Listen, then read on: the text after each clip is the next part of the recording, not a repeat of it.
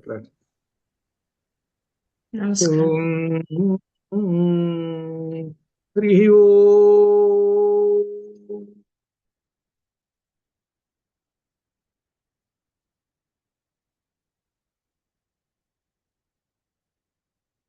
అజ్ఞానతిమిరాంధస్య జ్ఞానాంజనశలాకయా చక్షురున్మీలితం యేన తస్మై శ్రీగురవే నమః.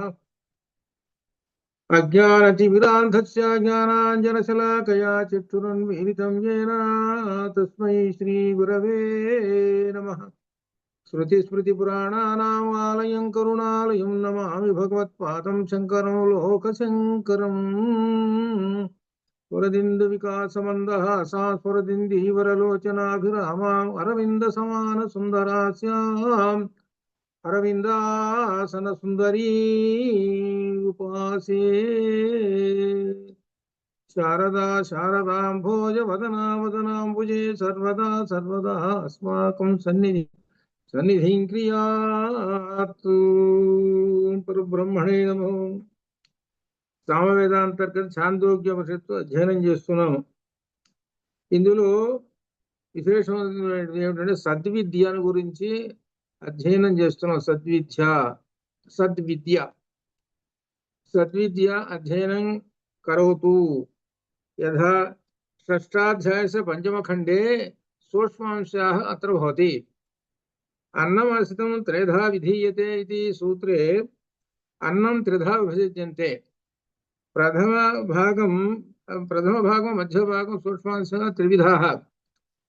ప్రథమ భాగం మాంసాः, మధ్యమ భాగం ఇది పురుష, తురీయ భాగం పురుషः, ప్రథమ భాగం సూక్ష్మాంశాः.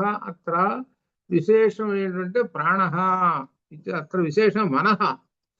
సూక్ష్మాంశः మనః భవతి. సూక్ష్మాంశः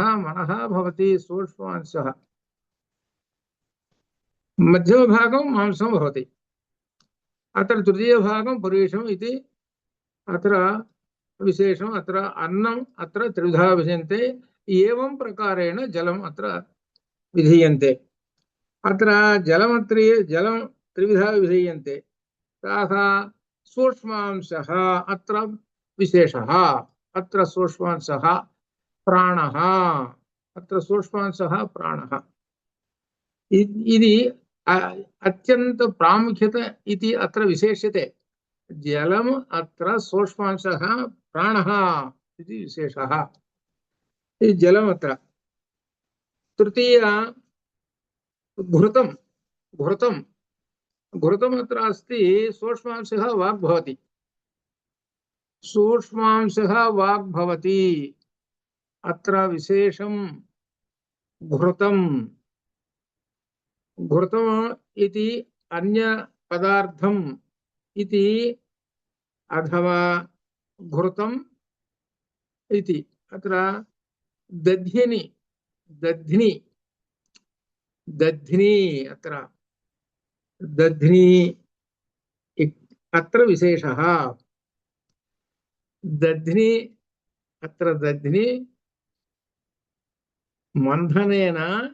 मंधनेन सूक्ष्मांशः घृतम् अत्र ఉపసర్జతి. అంటే ఏమిటన్నమాట, ఇందులో చెప్పుకునేటువంటి వీటిలో వరుసగా అంటే సూక్ష్మాంశాలు ఎట్లా ఉన్నాయి అనేటువంటిది ఒకసారి చెప్పుకుంటూ వస్తున్నాం. ఈ సూక్ష్మాంశాలు చెప్పుకుంటున్న దానిలో ఇక్కడ వరుసగా ఒక నెయ్యి అట్లనే ఈ విధంగా 3 చెప్పుకుంటూ వచ్చారు. ఏమిటంటే అన్నము, తర్వాతేమో జలము, తర్వాతేమో నెయ్యి. ఇవి ప్రధానమైనటువంటి ఆహార పదార్థాలు మనం తీసుకునేటువంటి వీటిలో సూక్ష్మాంశాలు చెప్పారు. అయితే తర్వాత ఏమిటి, అన్న వికారం, ఆహారం వికారం అత్ర మనః, జలం వికారం అత్ర ప్రాణః, తేజో వికారం అత్ర వాక్ భవతి. ఇతర త్రిధా విభజ్యంతే. అత్ర యథా భాగమేన యథా తద్విధేన తద్విధాయకం. అత్ర ఉద్దాలకః గురుః, శిష్యః శ్వేతకేతుః. ఉద్దాలకः అత్ర శ్వేతకేతోః పితుః గురుః ఉద్దాలకः శిష్యः శ్వేతకేతుః యథా సౌమ్య శ్వేతకేతోః అనే విధంగా మొదలు పెడతాడు. ఇక్కడ మధ్యలో ఏం చేస్తుంటాడంటే కుమార అనే శబ్దం ఎక్కడ ఉపయోగించాలి, దీనిలో గమనించారో లేదో. ఎక్కడ ఏం ఉపయోగిస్తుంటాడంటే శ్వేతకేతువుకి సౌమ్య అనేటువంటి ఒక శబ్దాన్ని ఉపయోగిస్తుంటాడు. సౌమ్య అనే శబ్దాన్ని ఎందుకు ఉపయోగిస్తున్నాడు అని అంటే బుద్ధివంతుడా అని అంటున్నాడు. అంటే ఇప్పుడు నేను చెప్పేదంతా కూడా బుద్ధిలో ప్రవేశిస్తున్నది అని అర్థం. అది బుద్ధివంత అని. అదే కుమార అనే శబ్దం వేశాడు అనుకోండి, కుమార శబ్దం వేశాడు అనుకోండి, కుమార శబ్దానికి అర్థం ఏంటంటే అందమైనటువంటి వాడా, అది అర్థం. అది ఇప్పుడు దానికి దీనికి ఎంత తేడా ఉందో చూడండి. ఇక్కడ చెబుతున్నటువంటిది ఏమిటి? బ్రహ్మజ్ఞానం. కాబట్టి బుద్ధివంతుడా అనే ప్రశ్న ఇది సంబోధనతో చెబుతుంటాడు. అది అలా ఇంతవరకు దీనిలో చెబుతూ ఏంటంటే ఈ విధంగా చెప్పిన తర్వాత ఇది కుమారుడు చెప్పిన తర్వాత ఇలా మూడిటికి మూడు వికారాలు వస్తుంటాయి రాబాయనని చెప్పిన తర్వాత ఇక్కడ ఒక విశేషం చెబుతున్నాడు. ఏంటంటే శ్వేతకేతువు అని అంటున్నాడు. ఏమిటంటే మనస్సు ఏమిటనమాట? వికారము. దేని నుంచి? అన్నం నుంచి వికారము అని చెబుతున్నాడు. అన్నస్య వికారం మనః, అన్నస్య వికారం మనః. అన్నం యొక్క వికారం మనః అని చెబుతున్నారు కదా మీరు. అయితే ఇక్కడ నాకు ఒక సందేహం ఉన్నది అంటున్నాడు. అత్ర సందేహం అస్తి.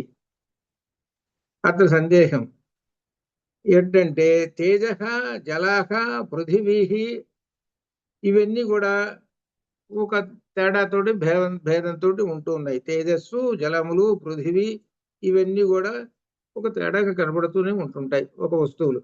అవి ఏమిటంటే వాటి నుంచే ఈ దేహం వచ్చింది. ఈ దేహం నందు అయితే ఈ దేహం ఒక్కటే, కానీ మనకు మాత్రం మూడు పదార్థాలు విడిగా కనబడుతున్నాయి. ఆహారము, నీళ్లు, ఈ భూమి. దీని నుంచి మన శరీరం వచ్చింది. ఈ ఒక్కటే శరీరం వచ్చింది. కానీ ఇక్కడ విశేషం ఏంటంటే భక్షింపబడే ఆహారములు ఉన్నాయి చూసే, తింటాం మనం. జలాలు, నూనె ఇటువంటివి కూడా సూక్ష్మమైన ధాతువుల రూపముగా మారుతూ ఉన్నాయి కదా నువ్వు చెబుతున్నావు. అన్నం యొక్క సూక్ష్మాంశం మనహకి పోతున్నది అంటున్నావు. జలం యొక్క సూక్ష్మాంశం ప్రాణాశక్తికి పోతున్నది అని అంటున్నావు. అలానే నెయ్యి ఉన్నది, ఘృతం యొక్క శక్తి వాక్కుకు పోతున్నది అని చెబుతున్నావు అని చెబుతున్నావు. ఈ విధంగా నాకు చెబుతున్నావు కదా. కాబట్టి ఏమిటంటే ఇక్కడ నాకు ఒక అభిప్రాయం అనేటువంటిది ఉన్నది. ఏమిటంటే ఇక్కడ తన యొక్క సందేహం చెబుతున్నాడు. ఏ విధంగా పోతుంటాయి, నాకు ఇక్కడ ఒక సందేహం ఉందండి అని అంటున్నాడు. ఎవరు? కుమారుడు. ఈ సందేహాన్ని ఎలా పోతున్నాయి? సూక్ష్మాంశం నుంచి పోతున్నాయి అని అన్నావు. అన్నం వికార మనః అన్నావు. జలం వికార ప్రాణం అన్నావు. అలానే తేజో వికార వాక్ అన్నావు. ఎలా పోతున్నాయండి? నాకేదో అశాంతం, నాకు చెప్పండి అని ఈ విధంగా మరలా మొదలు పెట్టేసేసాడు. ఆ మొదలు పెడితే 6వ ఖండంలో చెబుతూ వస్తున్నాడు అనమాట. 6వ ఖండంలో ఏమిటంటే దధి ఉన్నది.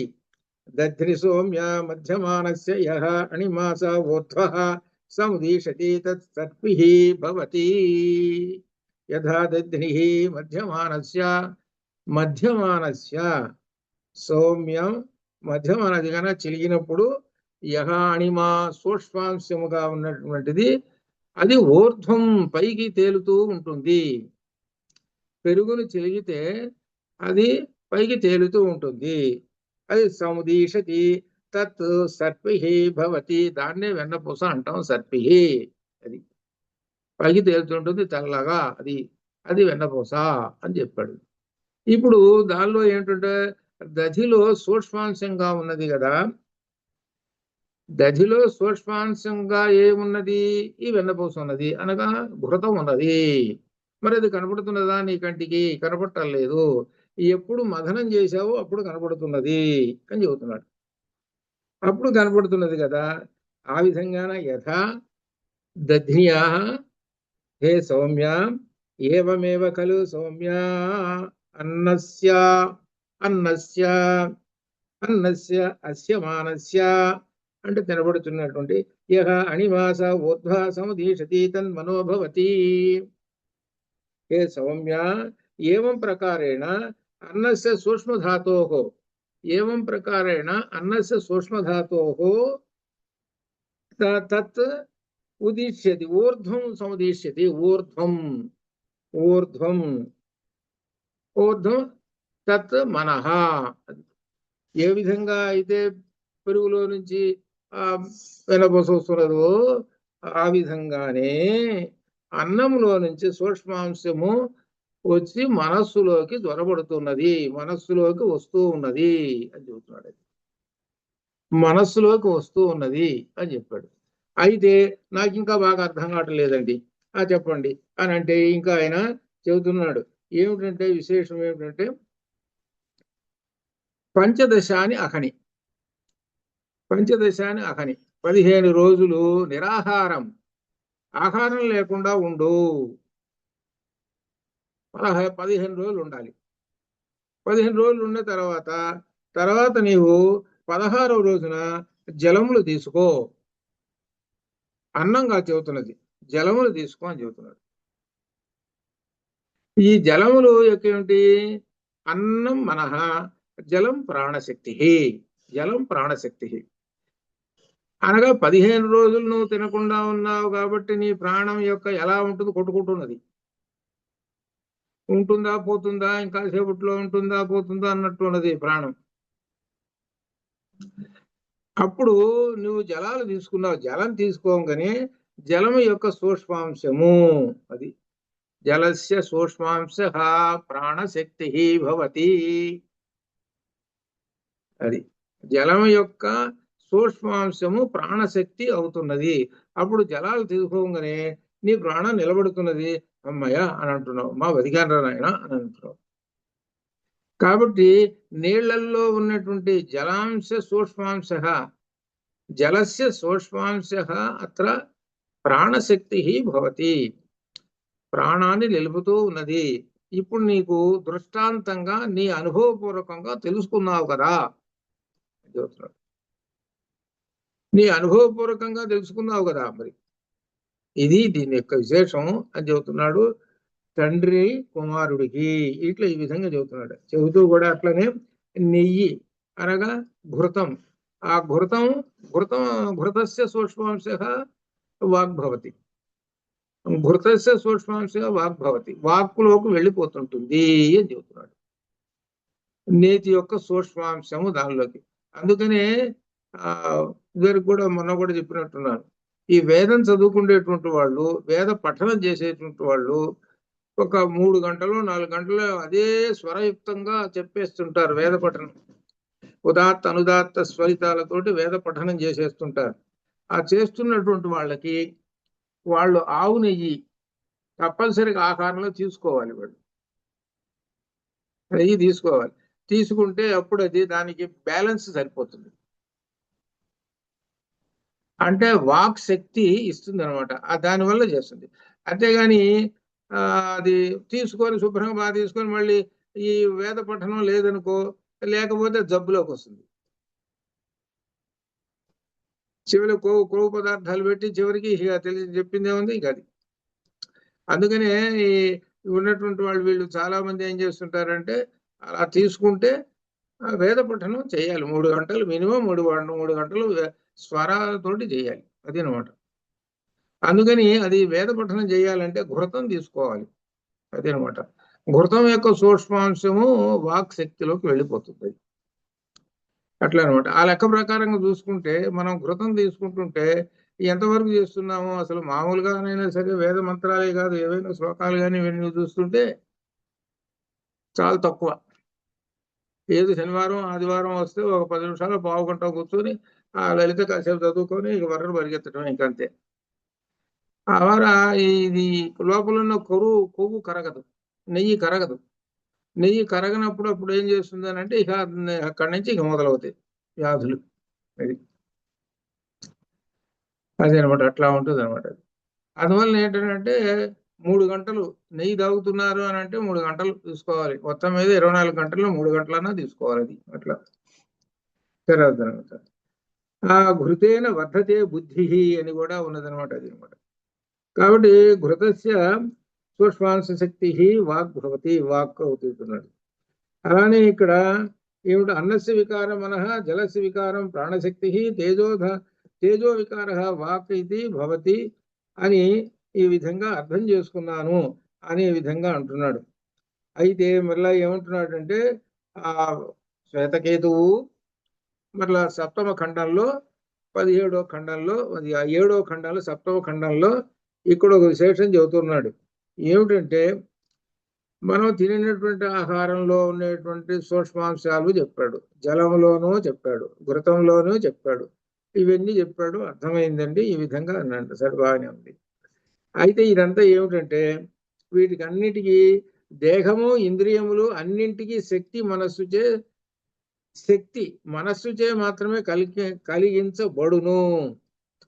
మన శరీరం అంతా ఉన్నది, ఈ శరీరానికి శక్తి ఇచ్చేది ఎక్కడి నుంచి? మనస్సు దగ్గర నుంచి ఇస్తున్నది. ఏంటంటే మనోబలము. అంటే అర్థం ఏమిటి? మనస్సు నిలబడితేనే వాడు ఏదైనా ఆలోచన చేసి ఒక పని చేయగలుగుతాడు. మనస్సు నిలబడకపోతే వాడు ఏమీ చేయలేడు. కాబట్టి ఆ మనస్సుకు బలం ఇచ్చేటువంటిది ఏమిటి? మొట్టమొదటి ఏమిటి అంటే అన్నం. అందుకనే తైతీర్యంలో వరుసగా చెప్పుకుంటూ వచ్చాడు. ఏది ఫస్ట్ ఇంపార్టెంట్, సెకండ్ ఇంపార్టెంట్ వరుసగా చెప్పుకుంటూ వచ్చాడు తైతీర్యంలో. తైతీర్యంలో ఏం చెప్పాడంటే అన్నం బ్రహ్మేది విజనాత్, అన్నాదేవ ఖల్విమాని భూతాని జాయంతే, అన్నేన జాతాని జీవంతి, అన్నం ప్రియంతి తద్విజ్ఞాయ. అన్నం చెప్పాడు. అన్నం చెప్పిన తర్వాత అన్నం తినేటప్పటికల్లా వాడికి ప్రాణం నిలబడది. ప్రాణో బ్రహ్మేది విజనాత్, ప్రాణాదేవ ఖల్విమాని భూతాని జాయంతే, ప్రాణేన జాతాని జీవంతి, ప్రాణం ప్రియంతి తద్విజ్ఞాయ. నిలబడ్డది. ప్రాణం ముందు నిలబడాలిగా. ప్రాణం లేకపోతే మనస్సు ఏం పనిచేస్తుంది? ప్రాణం నిలబడదు. ఇక మనస్సు పనిచేస్తున్నది. అప్పుడు మనస్సు కూడా మనోబ్రహ్మేది విజనాత్మన దేవ కల్విమాని భూతాని జాయంతే అని వరుసగా మనస్సు బ్రహ్మము అని చెప్పాడు. మనస్సు ఎప్పుడైతే నిలబడ్డదో అప్పుడు జ్ఞానం సంపాదిస్తావు. విజ్ఞానం బ్రహ్మేది విజనాత్మ విజ్ఞా అని చెప్పాడు. ఆ జ్ఞానం అనేటువంటి బ్రహ్మస్వరూపము అన్నాడు. బ్రహ్మం ఎప్పుడైతే నువ్వు సంపాదించావో జ్ఞాన బ్రహ్మమును, అప్పుడు ఆనందో బ్రహ్మ. అది చివరికి అది ఆనందో బ్రహ్మకి వెళ్ళాలి అని అంటే నీకు మొదటి మెట్టు ఎక్కడ ఉన్నది? మొట్టమొదటి మెట్టు ఎక్కడ ఉన్నది? అన్నం బ్రహ్మేది విజనాత్. అన్నం అక్కడి నుంచి ఉన్నది. ఆ అన్నం పట్టుకుంటే, ఆహారం లేకుండా నువ్వు బ్రహ్మాన్ని ఎలా దర్శనం చేసుకుంటావు? నీవు ఉండాలి కదా, నీవు ఉంటేనే కదా. అంటే అన్నం తిన్నావు కాబట్టి నీ యొక్క ఇంద్రియాలు, దేహం అంతా పనిచేస్తుంటుంది. అక్కడి నుంచి ఇక మనస్సు, ప్రాణాలు ఇవన్నీ కూడా పనిచేస్తుంటాయి అని తైత్తీర్యం చెప్పింది. అదే విషయాన్ని కూడా ఇక్కడ కూడా మనకు ఎంక్లోజ్ అవుతుంటుంది అనమాట. ఇదే అనమాట. ఆహారం తీసుకుంటే ఇట్లా అని చెబుతూ ఇట్లా మనకు 3 రకాలు మాత్రమే చెబుతున్నాడు. ఆహారం అక్కడ ఏం చెప్పాడు అనమాట? ఆహారం అనే మాట ఒక మాట చెప్పాడు. అన్నం బ్రహ్మేది విజనాత్ అని చెప్పాడు. ఇక్కడ అన్నాన్ని 3 భాగాలు చేసి చెబుతున్నాడు. అన్నం, జలం, ఘృతం, ఈ 3 భాగాలు చెప్పాడు. అంతేగా మరి మన అన్నం తింటానికి కూర్చున్నాం అనుకోండి, జలం పక్కన లేకుండా కూర్చోం కదా. ఆ జలం పక్కన కూర్చొని ఘృతం పెట్టుకుంటాం కదా. ఇది కాబట్టి ఈ 3 పదార్థాలను ఏమనాలి మనం? అన్నం అని అనాలి. ఈ మూడింటిని కలిపితే అప్పుడు అన్నం అనాలి. ఆ అన్నం తీసుకుంటున్నారు. అన్నం తీసుకుంటుండటం వలన ఇట్లా ఈ విధంగా సరే జరుగుతున్నది అని చెప్పి ఈయన ఉదాహరణగా పంచదిశ అని అహనాని 15 పగళ్ళు అంటే 15 రోజులు నీవు అన్నం తినకుండా ఉండు, అప్పుడు నీ సంగతి తెలుస్తుంది. అంటే చివరికి మాత్రం 16వ రోజున నీవు అన్నం మంచినీళ్ళు తాగమన్నాడు. జలం తీసుకో, అన్నం తినమనలేదు. జలం తీసుకో అని చెప్పాడు. జలం తీసుకుంటే ప్రాణశక్తి నిలబడుతూ ఉన్నది అని చెప్పాడు. ఇది అయితే ఇక్కడ విశేషం చెబుతున్నాడు. 1వ మంత్రంలో ఇది చెబుతున్నాడు. 15 రోజులు చెప్పాడు తీసుకోకుండా ఉండు అన్నం లేకుండా. 15 చెప్పాడు, అంకె 16 చెప్పలా, 15 చెప్పాడు. ఎందుకు 16 చెప్పలేదు ఇప్పుడు వస్తున్నది. ఈ 1వ మంత్రంలో ఏం చేస్తున్నాడంటే 16 అంశములు, షోడశ కళహ సౌమ్య పురుష. ఈ వాక్యం గుర్తుపెట్టుకోవాలి. షోడశ కలశ, షోడశ కళాహ పురుష, షోడశ కళాహ పురుష, ఇది శబ్దం. 16 కళలు కలిగినటువంటి వాడు పురుష.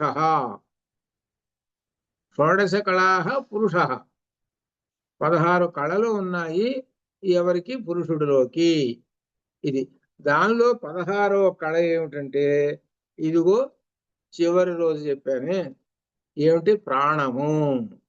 అప్పుడు అది నిలబడ్డది. 16వ కళ నిలబడ్డది. ఆ ప్రాణం ఏం చేసింది? 15 రోజులు నువ్వు అన్నం తినకపోయినా నిలబడి ఉంది. 16వ రోజు తినకుండా ఉన్నావు అనుకో, ఇంతే సంగతులు, వెళ్ళిపోతాడు వాడు. అంటే 16వ కళ.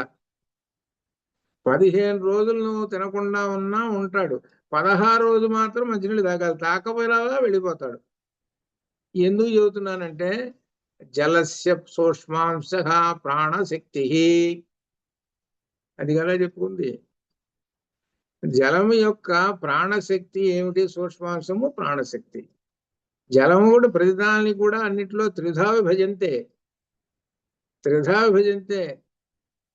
సూక్ష్మాంశ, మధ్యమాంశ 2, తర్వాత తురీయాంశ 3 అంశాలు వస్తున్నాయి. తురీయాంశ అనేటువంటిది మూత్రం ద్వారా వెళ్ళిపోతున్నది. మధ్యమాంశం అనేటువంటిది ఈ శరీరానికి సంబంధించినటువంటి రక్తంలో కలిసిపోతున్నది. సూక్ష్మాంశం వెళ్ళేటువంటిది ప్రాణంలో కలిసిపోతున్నది. మంచినీళ్ళు తాగుతున్నాం అని అంటే సూక్ష్మాంశము ప్రాణంలో కలిసిపోతున్నది. ఇక్కడ ఒక రకమైనటువంటి ఒక విశేషం ఇక్కడ చెప్పుకుందాం తర్వాత కొంచెంసేపు దాపి. ఏమిటంటే దీనిలో ఒక సైన్స్ కూడా, దీనిలో జలాలు తీసుకుంటుంటాం మనం. ఈ జలాలు మంచినీళ్ళు తాగుతున్నాం, అన్నం తినేటప్పుడు తాగుతున్నాం, మామూలుగా ఉన్నప్పుడు తాగుతున్నాం, శుభ్రంగా ఆరోగ్యంగా బాగానే ఉన్నాం, దీనిలో సందేహం ఏం లేదు, శుభ్రంగా బతికిపోయింది. అంటే అర్థం ఏమిటి?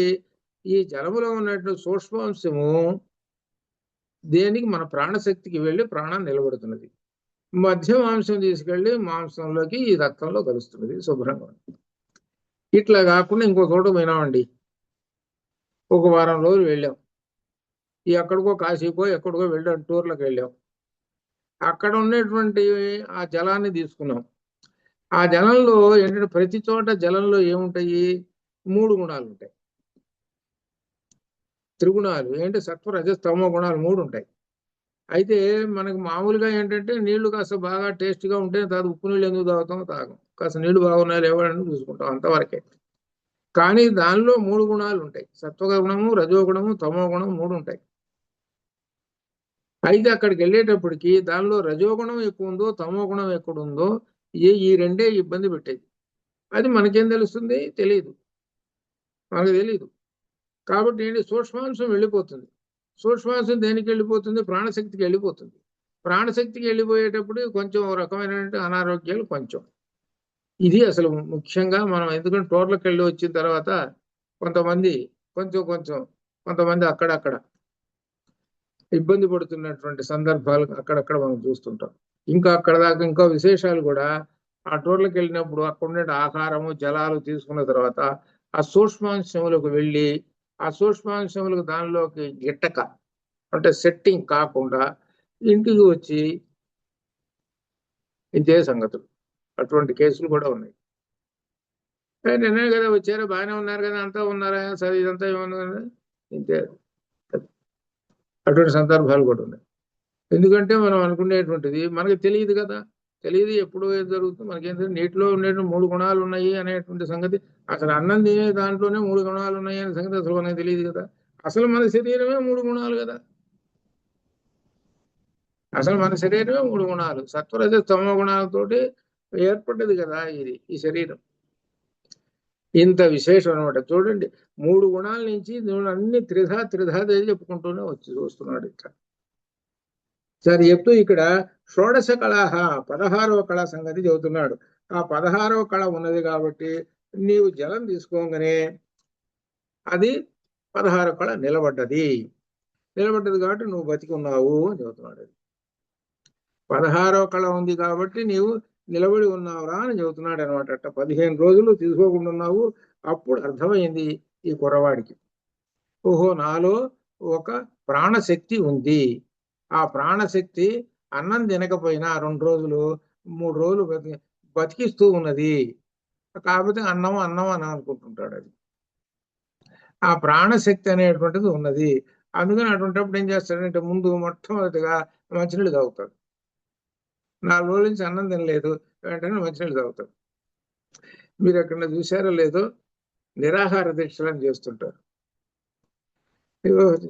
4 రోజులు 5 రోజులు ప్రస్తుతం పోయినాయి. ఇప్పుడు నిరాహార దీక్షలు ఎవరు చేయటం లేదు. ఎందుకంటే ఆ నిరాహార దీక్షలన్నీ మోసంతో కూడుకున్నాయని సంగతి అందరికీ తెలిసిపోయింది. అందుకని ఎవరు చేయటం లేదు. ఎందుకంటే నిరాహార దీక్ష పెద్ద బోర్డు పెట్టుకుంటాడు, కూర్చుంటాడు, కానీ ఆ మధ్యలో నిమ్మరసం తాగుతూనే ఉంటుంటాడు. అవి ఇవన్నీ రకరకాలు ఉంటుంటాయి అనమాట. ఇవన్నీ చివరికి జనానికి బాగా తెలిసిపోయింది. అందుకని ఇప్పుడు ఎవడు కూర్చోట్లే అనమాట.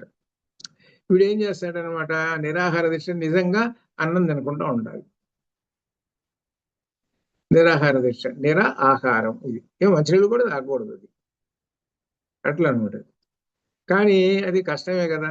సరే ఉన్నాడు అనుకోండి 2 రోజులు, 3వ రోజున ఏం చేస్తారంటే వెంటనే అన్నం తీసుకొచ్చి పెట్టరు, మంచినీళ్ళు ఇస్తారు. అది దాని బదులు ఏం చేస్తారంటే కొంతమంది ఏం చేస్తారంటే నిమ్మరసం అని, లేకపోతే ఏదైతే ద్రవ పదార్థం అట్టిస్తారు. అంటే ఏంటి, బతకాలి వాడు చచ్చిపోకుండా ఎట్లా అనమాట. అందుకనే జలాంశం యొక్క సూక్ష్మాంశం దేనికి వెళ్ళిపోతుందనంటే ప్రాణశక్తికి వెళ్ళిపోతుంటుంది అని ఈ విధంగా చెబుతున్నాడు అనమాట. ఇక్కడ 280వ పేజీ దాకా అలా చెబుతూ 280వ పేజీలో 3వ మంత్రంలో ఇక్కడ 16వ కళ దగ్గర నుంచి వస్తున్నది. 3వ ఇది మనకు ముఖ్యమైనటువంటిది కావాలి.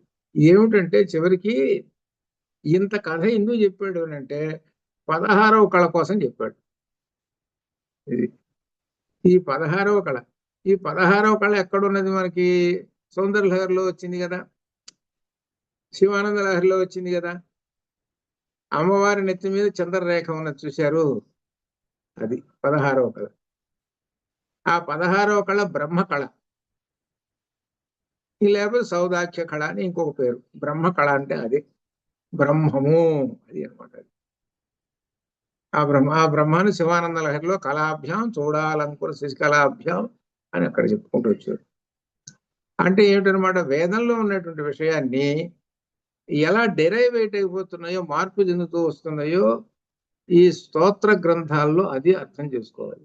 ఆ స్తోత్ర గ్రంథాల్లో కళాభ్యాం ఈ విధంగా కళని చెబుతున్నాడే, ఎక్కడ ఉన్నది దీనికి మూలం అంటే ఇదిగో మనకు వేదంలో చెప్పుతుంది. కాబట్టి వేదం యొక్క సారాలే అవన్నీ. వీటికి మూలం అంతా ఎక్కడ ఉంటుంది? వేదంలో ఉంటుంది. అది ఆ 16వ కళను గురించి చెబుతున్నాడు. సంహోవాద యథా సౌమ్య మహత అభ్యాహిత ఏకః అంగారః ఖద్యోత మాత్రః పరిశిష్ట స్యాత్తేన తతఃపి బహు దహేదేవం సౌమ్యాతే షోడశానా కళానాం ఏకా కళా అతిశిష్టా స్యాత్ తత్తైః తర్హి వేదాత్ నానుభవస్య శనార్థుమే విజ్ఞాసస్య ఇది. ఏమిటంటే పెద్ద అగ్నిగుండం ఉంది, బాగా మండుతున్నదండి, కట్టెలన్నీ బాగా వేసిన గలగల బాగా మండుతున్నది, అందరు చూస్తూనే ఉన్నాం. 1 గంట 2 గంటలో మండింది, లేదా సాయంకాలం దాకా మండింది, ఇదంతా ఆరిపోయిందండి. కట్టెలు ఎవరైటం లేదు, ఆరిపోయింది, అది బాగా మండుతుంది. కానీ అందులో ఒక మిణుక్కు ఒక నిప్పు కణిక మాత్రం సన్నగా ఒక రవ్వ ఒకటి కనపడుతున్నది, ఒక రవ్వ ఒకటి కనపడుతున్నది.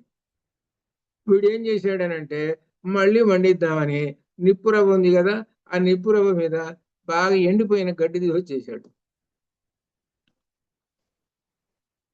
ఈ ఎండిపోయిన గడ్డి తీసుకొచ్చి వేసేటప్పటికెల్లా ఆ నిప్పు రవ్వ అది దాంతో మిళితమయ్యి శుభ్రం ఇంత మంట వచ్చేసింది. ఇది మనము చూస్తున్నటువంటి ఒక ఉపమానం. అందుకనే మనకు ఈ ఉపనిషత్తుల్లో ఉపమానాలు ఎక్కువ ఉంటాయి. ఎందుకంటే అర్థం కావటం కోసం ఉపమానాలు చెబుతాడు. భగవద్గీతలో కూడా ఉపమానాలు కూడా ఎక్కువ ఉన్నాయి. సుమారు 20 ఉపమానాలు ఉన్నాయి భగవద్గీతలో. అట్లా ఇక్కడ ఒక ఉపమానం మనం చూస్తున్నటువంటి ఉపమానం చెబుతున్నాడు ఇది. ఆ విధంగానే ఇప్పుడు ఏమిటంటే అదంతా తగ్గిపోయింది ఆ మంట, కానీ అందులో ఓ చిన్న నిప్పు రవ్వ ఉంది. అదే కళ. అది అర్థం. అదే కళ అని చెబుతున్నాడు. ఆ నిప్పు రవ్వే కళ. 16 కళ ఒక కళ మిగిలి ఉన్నది. ఇప్పుడు దానితో వేదములను అనుభవమునకు తెచ్చుకోలేకున్నావు. భోజనం చేయు, తర్వాత ఉపదేశాలు చెబుతారు, తగులబెట్టలేదు అని. ఈ విధంగా మిడుగురు కురుగు అంతటిది ఉన్నదనుకోను, అది దానికంటే పెద్ద దానిని తగులబెట్టలేదు. కాబట్టి చిన్నది చూశారు, ఆ చిన్న గడ్డి వేస్తే తగలబడుతూ ఉంటుంది. అది అంటే చిన్న మెడుగురు పురుగు, చిన్న కణిక ఉంది. పెద్ద ఒక్కసారి ఒక టన్ను కట్టెలను తగలబెట్టుకుంటే ఎట్ట తగలబెడుతుంది? అది ముందు చిన్న గడ్డేస్తే మండుతుంటుంది. దాని మీద ఒక్కొక్క పొల్ల చేసుకుని పెరుగుతూ చివరి కట్టెలను నేను తగలబెట్టేస్తుంది. ఇది మనం చూస్తున్నటువంటి విశేషం అన్నమాట ఇది అని చెబుతూ ఇక్కడ ఏం చెబుతున్నాడంటే దీనికి ఒక విశేషంగా దీనికి ఏమిటంటే, సౌమ్య, ఇదే విధంగా ఆకారముచే వర్ధిల్ల చేయబడే 16 కళలలో నీకు ఒక్క కళ మిగిలియుండును. నీవు మిడుగురు పరిమాణము గల రవ్వ వంటి ఆ కళనే ఇప్పుడు వేదములను గుర్తుకు తెచ్చుకోలేక ఉన్నావు. తరువాత నా ఉపదేశం అంటే, నీవు బతికి ఉన్నావు 15 రోజుల నుంచి, అన్నం నీళ్లు లేవు, 16వ కళతోటి ఉన్నావు, బతికే ఉన్నావు. చెప్పయ్యా, వేదం చెప్పు, నీకు వచ్చు కదా అని అంటే, నాకు గుర్తు రావటం లేదు అంటావు. 16వ కళ నీకు చెప్పు, వేదం చెప్పు, నాకు గుర్తు రావటం లేదు. అయ్యో గ్లాస్ మంచినీళ్ళు తాగు, సరే చెప్పు అని అంటే, పెద్దగా బాగా గుర్తు రావట్లేదండి అని అంటాడు. అన్న తర్వాత ఏం చేస్తాడంటే, అన్నం తీసుకొచ్చి పెట్టేశాడు. శుభ్రంగా అన్నం తిన్నాడు, 1 గంట రెస్ట్ తీసుకున్నాడు. తీసుకున్న తర్వాత ఇప్పుడు చెప్పరు ఆ వేదం, ఇప్పుడు చెబుతానంటాడు. ఎక్కడి నుంచి వచ్చింది? ఇప్పుడు ఎక్కడి నుంచి వచ్చింది అని చెప్పాడు. అంతే కదా మరి.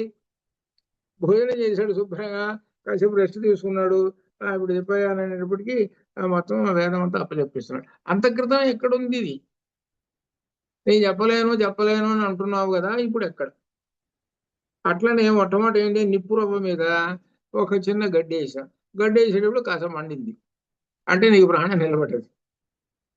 ఆ తర్వాత మేము ఒక్కొక్క పొలాలు వేసాం, పెద్దగా మండింది. అట్లా అన్నం పెట్టాం. అన్నం పెట్టేటప్పటికల్లా ఇంకప్పుడు నీకు ఎట్లా వచ్చిందంటే మొత్తం అప్పచెప్పేస్తున్నావు. కాబట్టి అన్నము యొక్క సూక్ష్మాంశం ఎక్కడికి వెళ్ళిపోతుందిరా అంటే మనస్సుకు వెళ్ళిపోతున్నది. ఆ మనస్సు స్థిరం అవుతుంది. స్థిరం కావాలి. ఆ మనస్సు స్థిరం కావాలంటే ప్రాణం నిలబడాలి. అక్కడ ప్రాణం నిలబడితే మనస్సు నిలబడుతుంది. ప్రాణమే నిలబడకపోతే మనస్సు ఎందుకు ఉంటుంది? అట్లా ప్రాణం నిలబడ్డది, తర్వాత మనస్సు నిలబడ్డది, మళ్ళీ యథాస్థానానికి వచ్చేసేసాడు మళ్ళీ. ఎందుకు చెబుతున్నాడంటే, మన శరీరాన్ని ఆయనే టెస్ట్ చేసుకుంటున్నాడు. శరీరాన్ని టెస్ట్ చేసుకుంటున్నాడు. ఇప్పుడు మనమే చూస్తున్నాము, ఉపవాసాలు ఉంటుంటారు కొంతమంది. ఆ ఉపవాసం ఉన్నాడు, రోజు తింటాడు కదా, టిఫిన్ చేస్తాడు, ఉదయం అన్నం, రాత్రి అన్నం, మధ్యలో టిఫిన్, కాఫీలు ఇవన్నీ చేస్తున్నాడు. అటువంటి వాడు ఒక్క రోజున ఉపవాసం అనేటప్పుడు వాడి పరిస్థితి చూసుకోండి ఎట్లా ఉంటాడు. ఏలబడిపోతాడు వాడు. సాయంకాలం 4-5 కాగానే వేలబడిపోతాడు. వాడి ఆలోచన దేని మీద ఉంటుందంటే, తొందరగా సాయంకాలం అవుతే ఎప్పుడు అన్నం తిందామా అని ఎదురు చూస్తూ ఉంటుంటాడు. అంటే బుద్ధి ఎటు పోతుంది చివరికి? ఆకలి మీద. పరమాత్మ వైపు వెళ్ళదు వీడికి. బుద్ధి ఇంకో చోట, మనసు ఇంకో. అమ్మాయ సాయంకాలం 6 అయింది కదా. ఏంటంటే నక్షత్ర దర్శనం అని ఉన్నది. కార్తీక మాసంలో నక్షత్ర దర్శనం అని మీకు భుక్తాలని ఉంటాయి అన్నమాట. కార్తీక మాసంలో ఏకభుక్తాలని ఉంటాయి. అప్పుడు ఏంటంటే పగలల్లో అన్నం తింటారు. రాత్రి పూటకు వచ్చేటప్పటికి నక్షత్ర దర్శనం అంటే, ఆకాశంలో నక్షత్రం వచ్చిన తర్వాత, శుక్ర నక్షత్రం వచ్చిన తర్వాత నక్షత్రాన్ని చూసి, ఆ శుక్ర నక్షత్రం భగవత్ స్వరూపం అది. ఆ నక్షత్రాన్ని చూసి అప్పుడు అన్నం తింటాడు. అది నక్షత్ర దర్శనం. ఈ పగలంతా దేనిలో ఉండిపోతాడంటే, ఈ భగవద్ ధ్యానంలో ఉండిపోతాడు. అట్లా ఉండేటువంటి వాడు. అది కార్తీక మాసం అనేటువంటిది ఉపాసన మాసం. అది ఆ ఉపాసనా మాసంలో శరీరాన్ని బాగా కృషింపజేసేసుకుంటాడు. కృషింపజేసేసుకొని అంటే లోపల ఏమన్నా కనుక ఉంటే అన్ని పోతాయి అనమాట. కల్మషాలు ఏమన్నా ఉంటే ఇటువంటివి కూడా అన్ని పోతాయి. రెండోది విశేషం ఏంటంటే ఇంకా ఈ ఎప్పుడు మాదిరిగా తినటం అనేది ఒక 4 రోజులు కట్టేశాడు. ముఖ్యంగా మాంసాహారులు ఉంటారే వాళ్ళు మాత్రం ఆ 4 రోజులు పట్టుకోరు. 4 రోజులు ఇంట్లో ఇళ్లలో ఉన్నప్పుడు విన్నా నేను. అబ్బా కార్తీక మాసం వస్తున్నది, ఇంట్లో చంపేస్తుందా ఆమె. కార్తీక మాసం వచ్చిందంటే ఇంకా మాట్లాడుకుని నోరు తెరవకూడదు. అది అంటే ఏంటనమాట, శరీరాన్ని ఆరోగ్యంగా ఉంచుకోవడానికి ఇది అర్థం అనమాట కార్తీక మాసం అనేది. అందుకని అది ఆ మాసం అనేటువంటిది ఈ శరీరానికి ఆరోగ్యాన్ని తెచ్చిపెట్టేటువంటిది. ఇలా ఉండండి అని అట్లా అన్నమాట. అది కాక రెండోది కార్తీక మాసంలో నువ్వు పొట్ట నిండా తింటే తొందరగా అరగదు. ఎందుకంటే సూర్యుని యొక్క కిరణం తక్కువ ఉంటుంది, వేడి తక్కువ ఉంటుంది, చలి ఎక్కువ. అందువల్ల ఏంటంటే తగు మాత్రం ఎంత తక్కువ తింటే అంత మంచిది. అదే అర్థం. దీని ప్రకారంగా అంటే మనం ఏంటంటే ఈ ఆహార విషయంలో చెబుతున్నటువంటి విషయం. అందుకని ఆహారాన్ని గురించి అర్థం చేసుకోండి, ఆహారము జలాలను గురించి అర్థం చేసుకోండి అని చెబుతూ ఇక ఆ తర్వాత ఇంకా వరుసగా చెప్పుకుంటూ వస్తున్నాడు. 16వ కళని గురించి చెబుతున్నాడు అనమాట. దీనిలో 4వ మంత్రం సాహ అశ సా సా అశ అథ అది హైనం ఉపసాదాతం హ యత్కించ పప్రచ్ఛ సర్వోహ ప్రతిపేది. ఏమన్నాడు, శ్వేతకేతు అంటాడు అన్నం తినేశాడు, తండ్రి దగ్గరికి వచ్చేసాడు. అతని ఏమని అన్నాడంటే ఆ సర్వమాత్రం గుర్తు తెచ్చుకొని మొత్తం చెప్పేసేసాడు. అన్నం తిన్న తర్వాత శక్తి వచ్చేసింది, ఆ వేదం అంతా చెప్పేసేసాడు. చెప్పిన తర్వాత మంత్రంలో 5వ మంత్రంలో హోవాచ యథా సౌమ్యావహతో అభ్యాహితస్య ఏకమంగారం ఖద్యోత మాత్రం. అదే ఇప్పుడు చెప్పుకున్నామే చిన్న నిప్పురవ్వ. ఆ నిప్పురవ్వ ఉన్నదనుకో మిగిలి అది నెమ్మదిగా దాని మీద గడ్డి వేస్తే పైకి వస్తుంది. అలా అలా క్రమక్రమంగా పైకి వచ్చేసేస్తుంటుంది ఆ అగ్ని అని చెబుతున్నాడు అనమాట. ముందు ఎండు గడ్డితో మెల్లగా ప్రోజు చేసి మంట చేస్తాము, దాన్ని అది తనకంటే పెద్ద దాన్ని కూడా తగలబెట్టేస్తుంది. ఇక నెమ్మదిగా క్రమక్రమంగా అంతా తగలబెట్టేస్తుంది. అంటే నిప్పు రవ్వ మాదిరిగా ఉన్నటువంటి మన 16వ కళ అది చెబుతున్నాడు. దానిలో నిప్పు రవ్వ కూడా అసలు లేదండి అనుకుందాం, ఏం చేస్తాం? నిప్పు రవ్వ కూడా అసలు లేదు యజ్ఞగుండంలో, ఏం చేస్తాం? ఏం లాభం లేదు.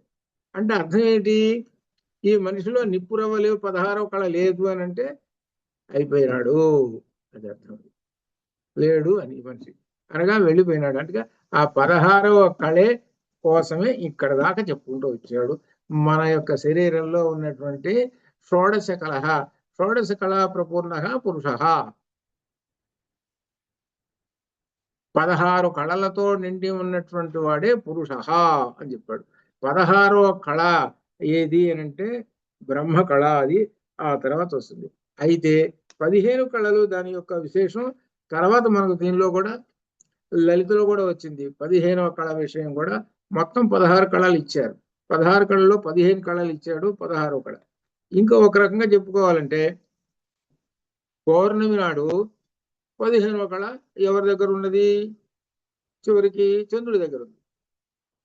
చంద్రుడు 15వ రోజున ఆయన పూర్ణంగా కనపడుతుంటాడు. 15వ రోజుకే కనపడుతుంటాడు. 15 రోజులు అంటే 14 చతుర్దశి, 15 పూర్ణిమ, 15 కళలు. 16వ కళ ఎక్కడ ఉందండి? అమ్మవారి దగ్గర ఉన్నది. అది అర్థం.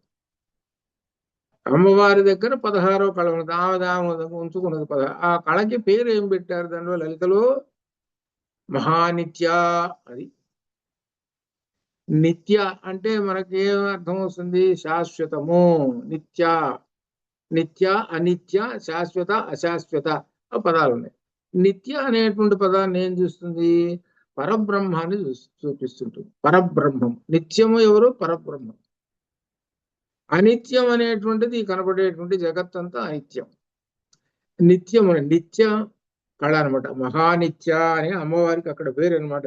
లలితులు అట్లా అనమాట. అట్లా 16వ కళ. 16వ కళ అయినయ్యా ఈ నిప్పురవ్వ అని చెబుతున్నాడు. మన శరీరంలో ఉన్నటువంటి నిప్పురవ్వ. నిప్పురవ్వని ఎందుకు బోధించి చెబుతున్నాడంటే, బ్రహ్మము అనగా ప్రాణము అనుకుందాం, లేక పరమాత్మ అనుకుందాం.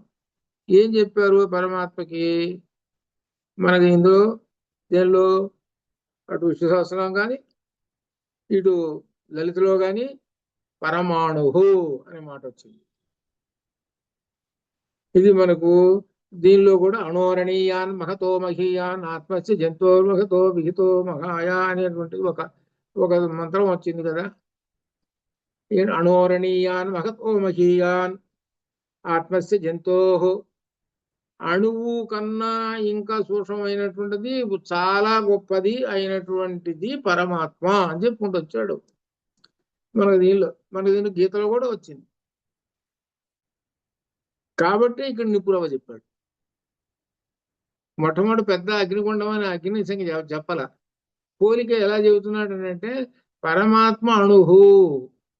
మనకు తర్కశాస్త్రంలో కూడా అణువు సిద్ధాంతం చెప్పుకునేటప్పటికి విభజించుకుంటూ ఎక్కడైతే విభజించుకోవడానికి అవకాశం లేదో, అది మిగిలిపోతుందో అదే పరమాణువు, అదే భగవత్ స్వరూపము. భగవంతుడు అనగా పరమాత్మ అణువంతం ఉంటాడు. అణువంతట ఉండి ఈ శరీరం అంతా తన యొక్క శక్తిచే, కాంతిచే ప్రకాశిస్తూ ఉంటాడు అని అర్థం. ఇప్పుడు దీపం ఉంది, ఆ దీపం ఇంత వెలుగుతూ ఉంటుంది, ఇంతేగా ఉండేది దాని యొక్క అగ్ని. ఇదంతా ఆ గదిలో పెడితే ఏం చేస్తుంది? గది మొత్తం వెలుగు. అది ఉంది ఇంతేగా. ఆ దీపం అనేది ఇంతే కదా. ఆ దీపం యొక్క ఇది మొత్తం గది మొత్తం వెలుగుతుంది. అసలు ఆ చిన్నది కూడా లేదనుకోండి, గదిలో ఎక్కడ చూసినా చీకటే, ఏ వస్తువు ఏముందో కూడా మనకు తెలియదు. అలానే ఈ పరమాణు అంతా ఉన్నటువంటి ఆ కళ 16వ కళ అది చెబుతున్నాడు. ఈ 16వ కళ ఉన్నది చూశారు, ఇక్కడ చెప్పుకుంటూ వస్తున్నాడు విశేషం కూడా. 6వ మంత్రంలో కూడా ఒక్కసారి ఏమిటంటే, అన్న వికారం మనస్సు. అన్నం వికార మనః, జల వికార ప్రాణశక్తి, తేజో వికార వాగ్భవతి అని చెప్పుకుంటూ వచ్చాడు. ఎవరు? గురువు గారు కుమారుడికి, అనగా ఉద్దాలకస్య పుత్ర శ్వేతకేతు. మనకు వీళ్ళిద్దరే ఎక్కడి దాకా వస్తారు? తత్వమసి దాకా వస్తారు. వీళ్ళే తత్వమసి దాకా వస్తుంటారు. తండ్రి కొడుకులు. తండ్రి దగ్గర కుమారుడు నేర్చుకుంటున్నాడు విద్య. అది ఇక్కడ చెబుతూ ఈ ఉపదేశాన్ని అర్థం చేసుకున్నాడు కుమారుడు, ఇది చెబుతున్నాడు. అది దీంతో ఈ ఖండం ముగిసిందండి. ఇంతటితోటి ఆ శ్వేతకేతువుకి అర్థమైంది అని చెప్పిన తర్వాత తండ్రి ఇంకొకటి మాత్రం మొదలు పెట్టేస్తున్నాడు. దేనిలోకి వచ్చేసేస్తున్నాడంటే, జాగ్రత్త స్వప్న సుషుప్తిల్లోకి, అష్టమ ఖండంలోకి వస్తున్నాడు. ఇప్పుడు ఆ పరమాణు అంతా 16వ కళ ఉన్నది కదా శరీరంలో. ఉన్నటువంటి ఈ శరీరము 3 అవస్థల్లో, 3 అవస్థల్లో ఉన్నది. 3 అవస్థ: జాగ్రత్త స్వప్న సుషుప్తి అవస్థాత్రయ.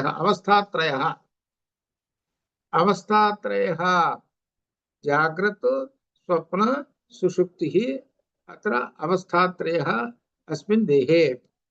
మనకు 3 ఉన్నాయన్నమాట అవస్థలు. ఇవి అనుభవిస్తూ ఉంటుంటాయి. ఈ జాగ్రత్త అనేటువంటి అవస్థను ఎలా అనుభవిస్తుంటాము? జాగ్రత్త అనేటువంటిది ఏమిటంటే, ఈ ఇంద్రియములు ఉన్నాయి. ఈ ఇంద్రియములు అలర్ట్ గా ఉంటాయి. ఎప్పుడు అలర్ట్ గా ఉంటాయి అంటే, పగటిపూట అలర్ట్ గా ఉంటాయి.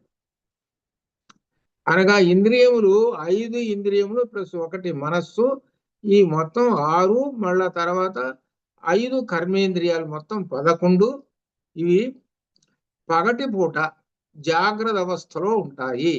జాగ్రత్త అవస్థలో ఉంటాయి కనుకనే మనం ప్రతిరోజు నిత్యము ఇగో ఈ కర్మలు చేసుకుంటూ, పనులు చేసుకుంటూ, ఉద్యోగాలు చేసుకుంటూ ఈ విధంగా ఉంటుంది. దీన్ని జాగ్రత్త అవస్థ అంటారు. అది ఈ జాగ్రత్త అవస్థలో ఏంటనమాట, ఇంద్రియములు మేలుకొని ఉంటాయి. ఇంద్రియములు వాటి పనులు అవి చేస్తూ ఉంటుంటాయి జాగ్రత్త అవస్థలో. అందుకనే ఏమంటారో తెలిసిన, మన వాళ్ళు ఎవరన్నా ఒరే జాగ్రత్త అంటే చెబుతుంటారు, గుర్తుంది కదా.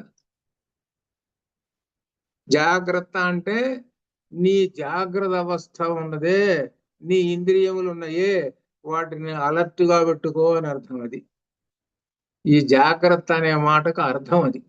అంతేగాని ఇంద్రియములను మాత్రము వాటికి రెస్ట్ ఇచ్చావంటే నీ సంచి కాస్త కాజేస్తారు ఎవరోనని. అది నిద్రపోతున్నావు అనుకో, బస్సులోనో రైలులోనో, నీ సంచి కాస్త ఎవడో కాజేస్తాడు అని అర్థం. అందుకని వెళ్ళేటప్పుడు ఇవి మన వాళ్ళు జాగ్రత్త జాగ్రత్త చెబుతుంటారు. ఆ విషయం అన్ని విషయాల్లో జాగ్రత్త చెబుతుంటారు. అంటే ఏంటంటే దీని అర్థం ఏంటి అనంటే, నీ ఇంద్రియములను ఎప్పటికీ ఏమాత్రం వాటిని సోమరితనంలో పెట్టుకోవాకు, అది అర్థం.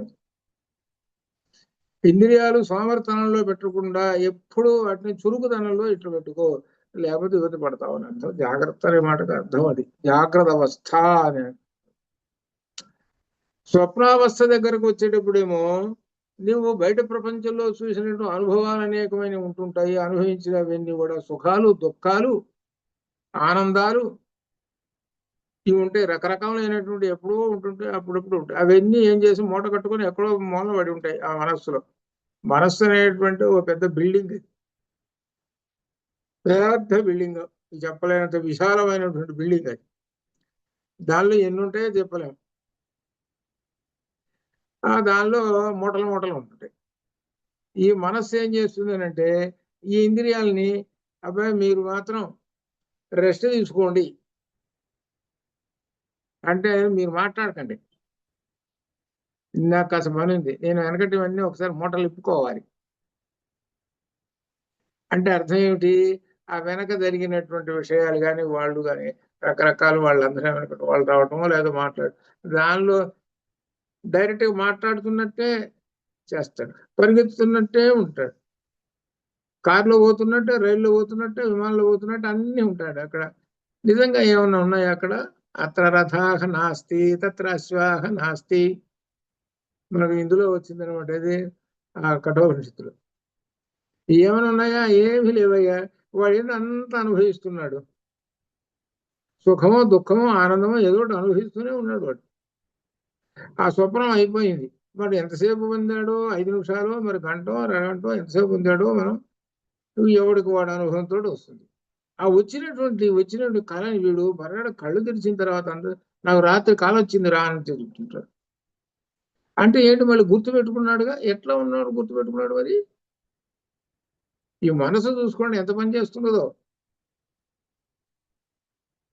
చెప్పేస్తాడు.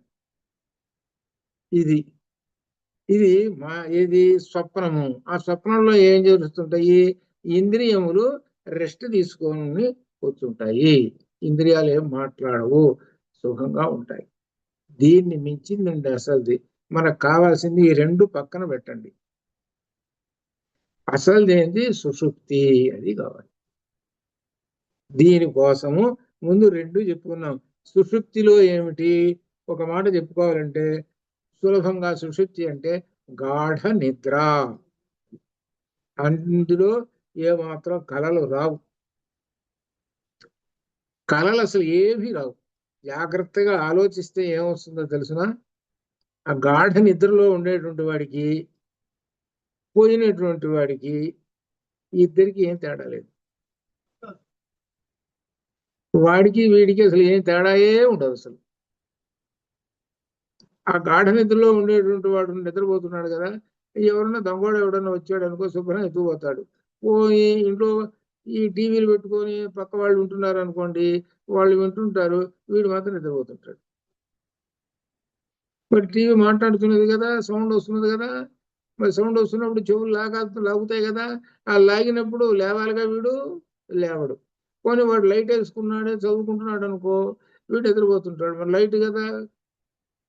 ఇది గాఢ నిద్ర, దీన్ని సుషుప్తి అంటారు. ఇది ఈ సుషుప్తిని గురించే ఇక్కడ మనకు వస్తున్నది, ఇది అర్థం అన్నమాట. ఎట్లా అంటే ఇక్కడ చెబుతున్నటువంటి అద్దం ఉన్నది, అద్దం ఎదురుగా నిలబడ్డాం. మా ఇంట్లో అద్దం ఉంది. మా ఇంటికి వచ్చిన వాళ్ళు ఇక్కడ ఎవరు లేరు. కృష్ణారావు గారు ఒక్కళ్ళే ఉన్నారు, వాళ్ళకే తెలుసు. ఇంకెవరు ఉన్నారు? సార్ అనిత చూసావా మరి ఆ అద్దం చూసావా? 2 సార్లు చూసాను. అది అది అది మా ఇంట్లో అద్దం ఒక 6 అడుగుల అద్దం ఉంది. 6 అడుగుల అద్దం చూసారా? మీరు చూసారు, మా ఇంటికి వచ్చిన వాళ్ళు మీరు చూశారు. ఆ అర్థం అర్థం చేసుకుంటే బ్రహ్మజ్ఞానం ఉన్నవాడే. అది అక్కడ పెట్టాను అనమాట రోజు. పాపం తెలియని వాళ్ళు అనుకుంటారు ఇక్కడ కూర్చొని గురువు గారు చదువుకుంటుంటాడు చూసుకుంటాడు కదా అనుకుంటాడు. తెలియటాడు. అందుకు కాదయ్యా పెట్టింది, మీకోసమే పెట్టాను. ఇది ఈ అద్దంలో మొట్టమొదటి ఏం పెట్టానంటే అద్దానికి నల్ల గుడ్డ వేసి పెట్టాను. మొట్టమొదటి నల్ల గుడ్డ వేసి పెట్టాను. నల్ల గుడ్డ వేసి పెట్టాను కదా, వచ్చి నీకేం కనపడుతుందంటే నల్లటి వస్త్రం కనపడుతున్నది అని. ఆ నల్లటి వస్త్రం తీసేసా. ఆ తీసేసి ఇప్పుడైనా నేను కనపడుతున్నానండి అన్నాడు. మరి నువ్వు కనపడుతున్నావు బాగానే ఉంది, నల్లటి గుడ్డ పెట్టాను కదా, ఆ పెట్టినప్పుడు అంత క్రితం ఉన్న అద్దం ఉంది చూసా, అద్దం ఉందా లేదా? అద్దంలో ఉన్న కళ కానీ దాని కాంతి కానీ పోయి ఉంటుందా? ఏం పోలేదండి. ఆ గుడ్డ అడ్డం తీసేశారు కాబట్టి నేను కనపడుతున్నాను. ఆ నల్లటి ఉన్నది చూసా, అదే అజ్ఞానము. అందుకని అజ్ఞానం కనుక పోగొడితేనే స్వస్వరూపం తెలుస్తుంది. అదే దీనిలో తత్వమసి అనేటువంటి దానికి ఉదాహరణ. నీవేనని, ఆ పరబ్రహ్మాన్ని నీవేనని అంటే ఎదురుగా కూర్చొని నిలబడి చూసుకుంటున్నాడు. ఎవరు? నేనేనే అని అనుకుంటున్నాడు. ఇక్కడ ఉన్నది మనిషి ఒకడేగా, ఇద్దరు లేరుగా. ఇద్దరు లేరు, ఒకడే ఉంది. ఆ ఒకడే తన యొక్క రూపాన్ని చూసుకొని నేనే కదా అని అనుకుంటున్నాడు. అట్లనే అక్కడ తత్వమసి దానిలో వస్తుంది. ఆ విషయమే ఇక్కడ ఏం చేస్తున్నాడంటే, అద్దం ఉన్నది ఎదురుగ్గా, అద్దంలో చూశాడు, కనబడుతున్నది, బాగానే ఉంది. అద్దం తీసేసాడండి. ఆ తీసేసి పక్కన పెట్టేశాడు. ఏమిరా ఇప్పుడు ఏం కనబడుతున్నది? నీ మనిషి నీ రూపం నీకు కనబడుతుందా? ఏం కనబడుతుంది? అర్థం లేదుగా. ఎందుకు కనబడుతుంది? ఏమీ కనబడుతుంది. ఎదురుగా గోడ ఉంది కదా, మరి గోడలో కనబడలేదా? దానిలో ఎందుకు కనబడుతుందండి? కనబడదు, అద్దంలోనే కనబడుతుంది. నీ యొక్క రూపం మళ్ళా అర్థం అలా అయితేనే కనబడుతుంది, లేకపోతే కనబడదు. ఇదే దీనికి ఉదాహరణలతోటి దీనితో మొదలుపెట్టి చెబుతున్నది. ఏమిటంటే నీ యొక్క ప్రతిబింబము దేనిలో ప్రకాశిస్తుంటుంది అని అంటే అద్దంలో. ఆ అద్దమే ఏమిటనమాట? పరమాత్మ. అందుకనే మనకు విశ్వందర్పణ దృశ్యమాన నగరీ దేనిలో దక్షిణామూర్తి స్తోత్రం స్టార్టింగ్. దక్షిణామూర్తి స్తోత్రంలో ఎంతటి అద్దంలో, ఎంత బేతడంతటి అద్దంలో అలా పెట్టామంటే కొండలు, అరణ్యాలు మొత్తం అన్ని లాక్కుంటుంది అర్థం. ఏమిటబ్బా ఇంత విచిత్రం? మీరు ఇంకో వస్తువు ఎక్కడన్నా పెట్టి చూద్దాం, లాక్కుంటుందేమో చూద్దాం. ఇంకే వస్తువు అన్నా అర్థం కాకుండా ఓ పలకో ఏదో ఒక వస్తువులు ఏదో యాంత్రికమైనటువంటి కాదు, ఏమైనా సరే వస్తువులు పెట్టు, ఏం లాభం లేదు. ఎంత విచిత్రంగా ఉన్నదండి. అంత చిన్న అద్దంలో మొత్తం ఆ జగత్తు మొత్తం అంతా కూడా ప్రకాశమానం అవుతున్నది. ఏమిటంత విచిత్రమైనటువంటిది. అక్కడి నుంచే బ్రహ్మజ్ఞానం అనేటువంటిది వస్తుందన్నమాట. అది ఉదాహరణలతోటి అక్కడి నుంచి చెప్పుకుంటూ వచ్చాడు అనమాట. అట్లనే ఇక్కడ కూడా ఏం చెబుతున్నాడంటే, నీ ఎదురుగా అద్దం పెట్టామయ్యా, అద్దంగా పెడుతుంటే నీ రూపం కనబడుతున్నది, అంటే నీ ప్రతిబింబ రూపము కనబడుతూ ఉన్నది. అది తీసేసాం, కనపట్టలేదు. అట్లనే నీళ్లు జలాలున్నాయి. అలానే మరి ఇంకా ఇప్పుడు అర్థం చెప్పుకున్న అర్థం, ఓ కుండలో ఓ బాగా వెడల్పుగా ఉన్న కొండ మూతి ఉన్న దాన్ని నిండా నీళ్లు పెట్టి ఆ ఎండ 12 గంటల అప్పుడు పెట్టేసరి వల్ల ఆ సూర్యుడు ఆ జలంలో ఆ కుండలో కనబడుతున్నాడు.